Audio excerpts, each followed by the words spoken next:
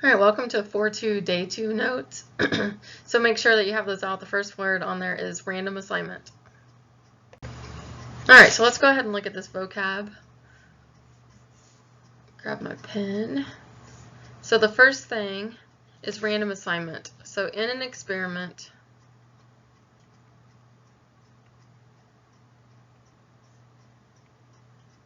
this means that experimental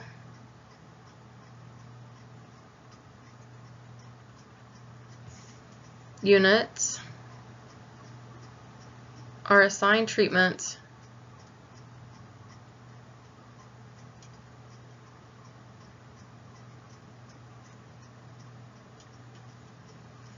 at random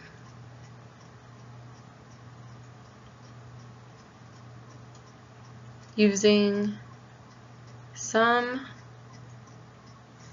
sort of chance process.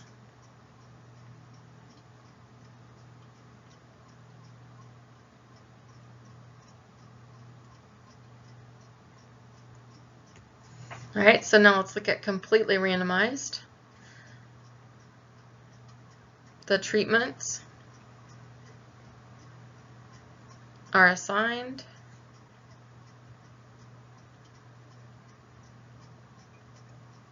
to all experiments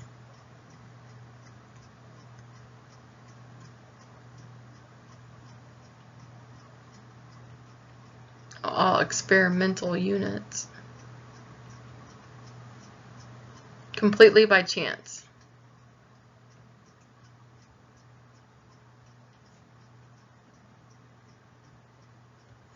And then finally, a control group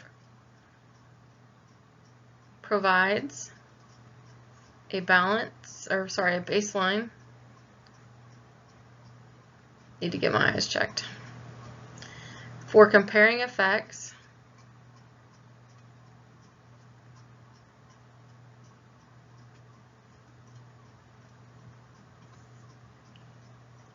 of the other treatments.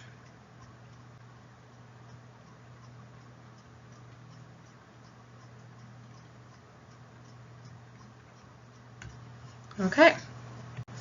So when is it required and not required to include a control group? It is required anytime you want to define cause and effect.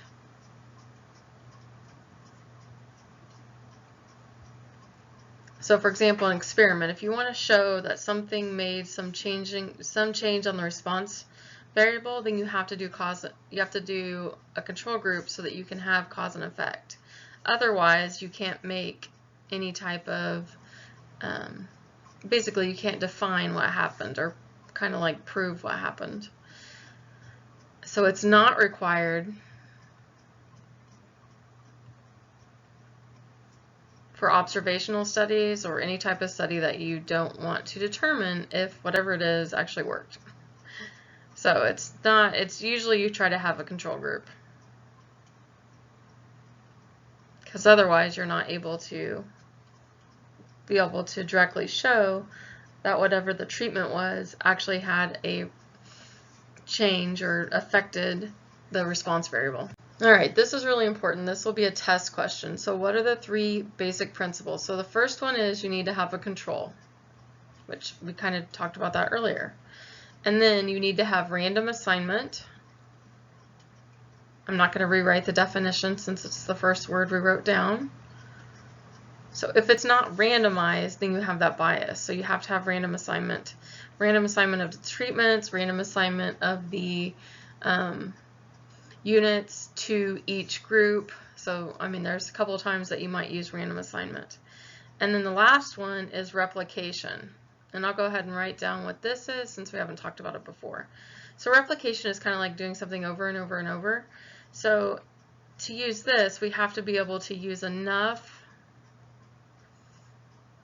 experimental units. Right, it could be subjects if we're talking about people in each group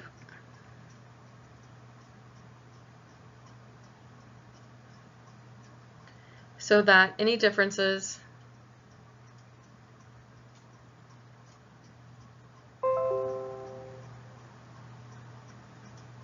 in the effects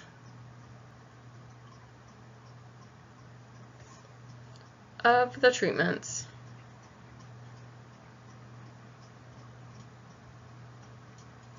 can be distinguished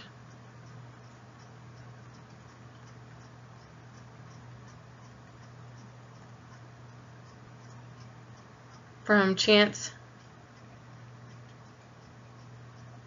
differences between the groups.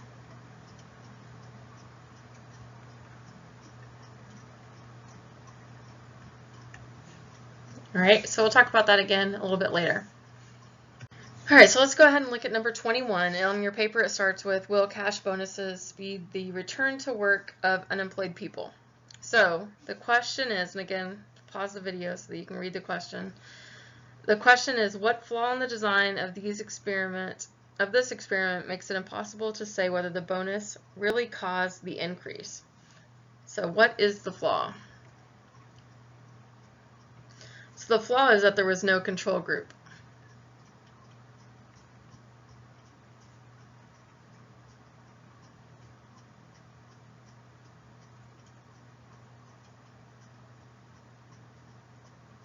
For comparison purposes.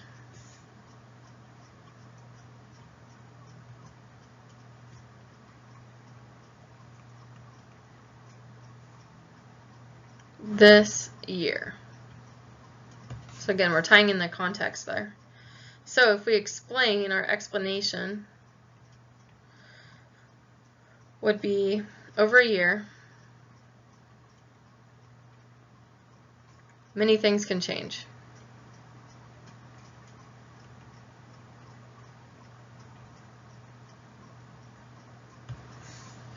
Such as the state of the economy,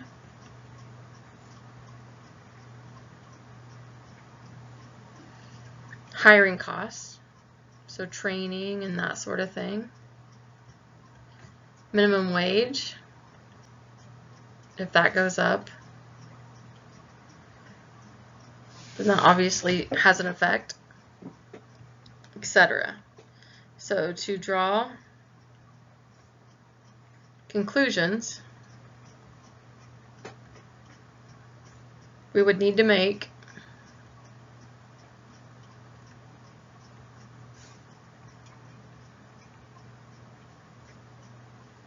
$500 bonus offer to some people and not others.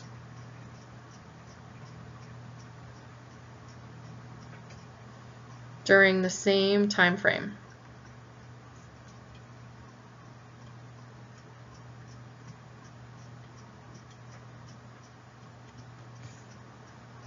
Then compare the two groups.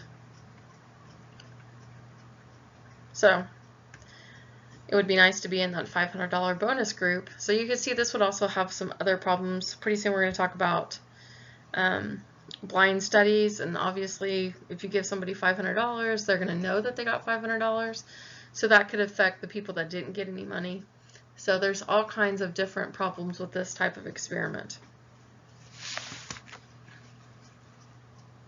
All right, so let's go ahead and look at number 22. So number 22 starts with figure 4.3 on page 235. Basically, it's just a chart, and if you want to open your page, open your book to that page, that's fine. But it displays the 6 treatments for a 2-factor experiment on TV advertising. It's a big example problem in the textbook. Suppose we have 150 students who are willing to serve as subjects. That's what's key, is that we have 150 students. And describe how you would randomly assign those subjects to the treatment. So there's 6 treatments and we have 150 subjects. That's really what you need to know for this problem. So the first thing, remember, is to assign or label. I like to write assign. So I'm going to assign the students numbers between 0, 0, 1, and 150. All right, I'm going to choose a line on table D, and then I'm going to choose 25 because 150 divided by 6 is 25. So I'm going to choose 25 three-digit numbers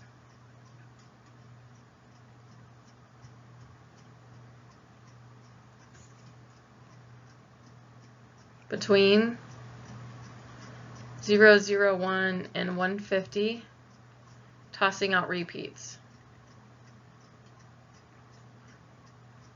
Since I defined the range, I don't need to say numbers outside this range. So then I'm going to assign, those 25 students to group 1. Or I guess I should say treatment 1. Then we're going to choose 25 more unique, because we don't want to use the same 25 that we used before, three-digit numbers, which implies that we're also throwing out repeats, and assign them to treatment 2.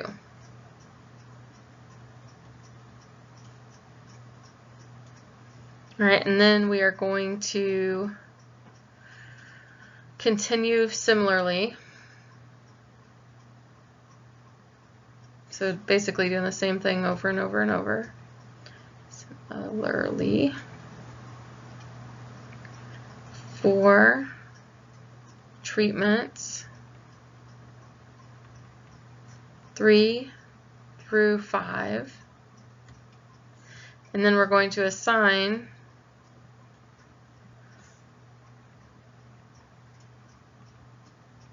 the remaining students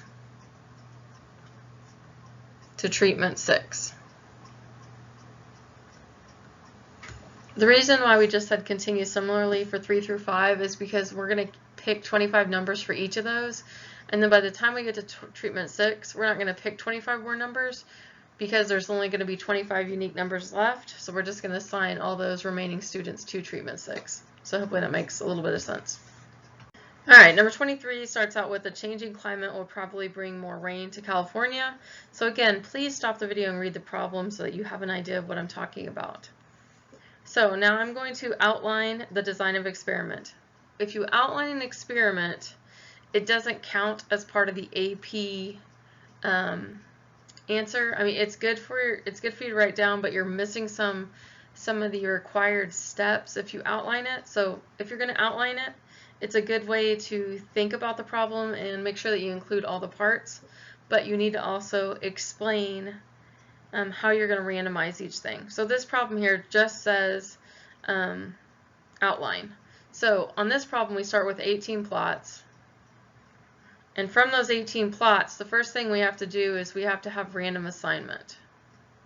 So we would have to decide what type of random assignment we would do.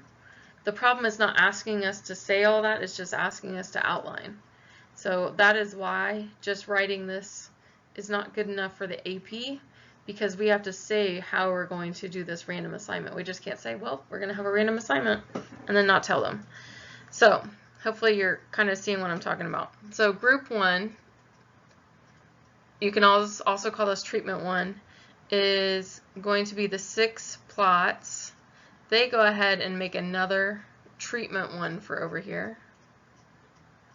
And that first treatment is to add water in the winter. Okay, and then group 2, which is also going to be made up of 6 plots, but their treatment is to add water in the spring. And then finally, group 3, which is the remaining 6 plots. These sad little people get, well, let me write treatment 3. They get no additional water. So they're kind of sad faces. So then once you run the experiment, then you have to compare. And this time we look to see what the response variable is, and it says one response variable was total plant biomass. So I just got that from the last sentence in the problem. And you want to always have context. So that's our context, this is our context, this is our context, this is our context. So again, if this problem didn't just say to outline, if it said to describe the design, I would not get very many points at all. I'd probably get maybe a 1 out of a 4 because I did not do random assignment. I didn't talk about choosing these plots, and I didn't talk about how I was going to assign the treatments. So I would not have gotten near close to full points on an AP question. And then the second question is what type of design this is. This is a completely randomized, oh, sorry, spelling is not my friend today. Randomized design. Probably because it's kind of late at night right now. Alright, so let's look at 23 part B. So it explains how you would do the random assignment. So now we're going to explain how we would do the random assignment as opposed to just writing random assignment. So we're going to assign, actually I'm going to show you how to do this by putting them in a hat. So we've already done the table D several times. So we're going to put all 18 plots in a hat and mix thoroughly.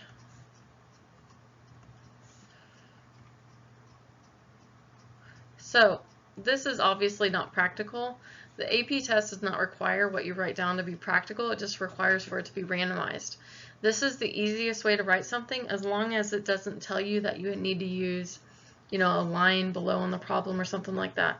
If we look at this problem, part A and part B, we see that it doesn't give us any specific directions as to how to do the random assignment. So and whenever it does that, always use the simplest way, which is in a hat. You must say mix thoroughly on this one. That's the one thing you have to remember, is because otherwise it would be whatever the last thing out would be the first thing chosen. So if you don't put mix thoroughly, it's no longer random and you would get 0 points on this problem. So mix thoroughly, we're going to choose 6 plots and assign them to treatment 1 or group 1. And then we're going to choose 6 more plots and assign them to treatment 2. And then finally the remaining 6 plots will be assigned to treatment 3. So I did not put the context in this problem because we had already put the context in the problem in part A, so I'm okay. If you're worried about that, then you obviously can add the context whenever there's a part B problem, but the context applies from the last part. Alright, so here's number 24. This one starts with elementary schools in rural India are usually small with a single teacher. So the question is, explain why it would not be a good idea to offer better pay for good attendance to the teachers in all 120 schools and then compare this attendance with last year's. Again, make sure you're reading the problem so that way when we start this stuff in class or we have quizzes or exams, you understand what the problem is asking. So the reason why it's not a good idea is you can clearly see there's too many lurking variables. I mean, pick any of the 50 million that you see there. Okay? Exclamation point. So then, part B. It says, describe how you would design this experiment. So, What I'm going to do is use the table again, just so you can see that example. You can also use the hat if you wanted to, but I'm going to assign each rural school in RAJASTHAN a number from 001 to 120. We're going to choose 60 three-digit numbers, tossing out repeats,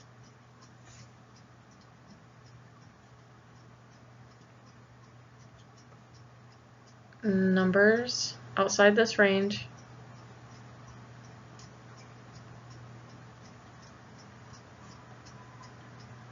I always write it like this, that way the graders know that you're not including those other numbers.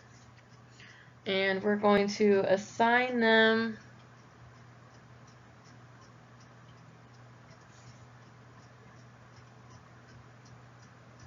to group 1, which is better pay for attendance.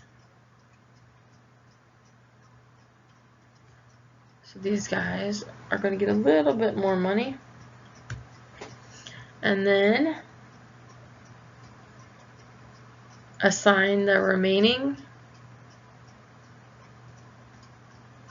60 schools to group 2.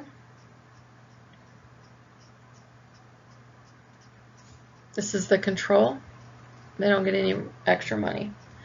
And then we're going to compare the attendance of each teacher at both schools.